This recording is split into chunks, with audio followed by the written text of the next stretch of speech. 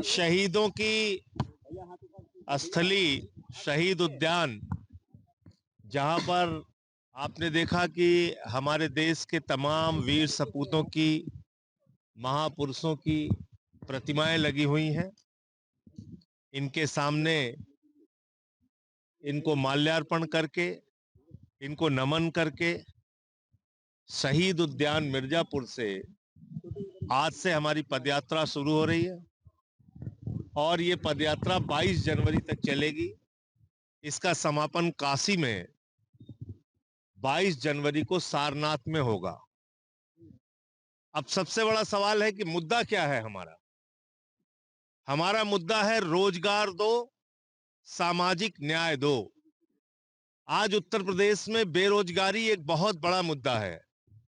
सिपाही हो, लेखपाल हो, दरोगा हो, पीसीएस जे हो, एसएससी का एग्जाम हो, तमाम एग्जाम के पेपर लीक, यहां तक कि इंटर हाई स्कूल के भी पेपर लीक हो रहे हैं। परीक्षा होती है तो कोर्ट से स्टे हो जाता है। शिक्षा मित्र अपने आप को नियमित करने की लड़ाई लड़ रहे हैं, आशा बहुएं हैं, नगर रोजगार सेवक हैं, उनकी लड़ाई अलग तरह की चल रही है। आंगनबाड़ी है, कोई मानदेय बढ़ाने के लिए लड़ाई लड़ रहा है, कोई नियमित करने के लिए लड़ाई लड़ रहा है। और हमारे नौजवान, उनकी हालत उत्तर प्रदेश में यह हो गई है कि कभी प्रयागराज में पिटते हुए दिखते हैं, कभी लखनऊ की सड़कों पे पिटते हुए दिखते हैं, कभी अलग अलग जिलों में उत्तर प्रदेश में पिटते हुए दिखते हैं। उनका गुनाह क्या है? वो कहते हैं भाई हमें नौकरी दे दो, रोजगार दे दो। आज पूरे हिंदुस्तान में 45 करोड़ बेरोजगारों की फौज खड़ी है, जिसमें सबसे ज्यादा बेरोजगारी में नंबर 1 पे उत्तर प्रदेश है। लाखों करोड़ रुपए का इन्वेस्टर समिट मुख्यमंत्री जी करते हैं, जिसमें दिखाते हैं कि लाखों करोड़ रुपए उत्तर प्रदेश में आ गए, निवेश हो रहे हैं, लेकिन रोजगार के नाम पे कुछ नहीं है।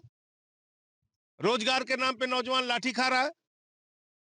तो आम आदमी पार्टी पूरे प्रदेश में अपनी पदयात्राओं के माध्यम से, ये तीसरे चरण की पदयात्रा, ऐसे 8 चरण की पदयात्रा होनी है कुल। हम ये मांग करते हैं कि 18 साल से ऊपर का जो भी हमारा शिक्षित नौजवान है, उसको रोजगार देने की जिम्मेदारी सरकार की है। और अगर सरकार उसको रोजगार नहीं दे सकती तो कम से कम 10,000 रुपए मासिक उसको बेरोजगारी भत्ता दिया जाए। उसके बदले में 2 घंटे प्रतिदिन उस नौजवान से कोई भी सरकारी काम लिया जाए। लेकिन नौजवान बेरोजगार होके लाठियां नहीं खाएगा, दर दर नहीं भटकेगा, आपके हिंदू मुसलमान जाति धर्म के एजेंडे में नहीं फंसेगा। उसको रोजगार दो, और रोजगार नहीं दे सकते हो तो बेरोजगारी भत्ता दो, और वो बदले में 2 घंटे कोई भी सरकारी काम आप जो उसके लिए निर्धारित करोगे वो करेगा। बहुत सारे काम है। तो इसलिए एक बड़ा मुद्दा हमारा यह है। दूसरा, सामाजिक भेदभाव। कभी पासी समाज के बुजुर्ग को मंदिर की सीढ़ियों पे पेशाब चटवाया जा रहा है, कभी यादव समाज के व्यक्ति की चुटिया काट ली जा रही है, कभी दलित समाज के व्यक्ति को घोड़े पे नहीं चढ़ने दिया जा रहा है, कभी सीआरपीएफ के जवान को घोड़े पे अपनी शादी में नहीं चढ़ने दिया जा रहा है बुलंदशहर में। तो किस प्रकार का वातावरण हम उत्तर प्रदेश में बनाना चाहते हैं? आज आप देखिए पूरे प्रदेश में सामाजिक भेदभाव का आलम यह है कि जो आरक्षण संविधान के द्वारा दिए गए अधिकार से पिछड़ों को मिला है, पिछड़े वर्ग का आरक्षण शिक्षक भर्ती में खा लिया, बांदा कृषि विश्वविद्यालय की भर्ती में आरक्षण खा लिया। तो ये सामाजिक भेदभाव मिटाना होगा और सभी ऐसे वर्गों को, शोषित वंचित वर्ग जो हैं, उनको लामबंद होना पड़ेगा।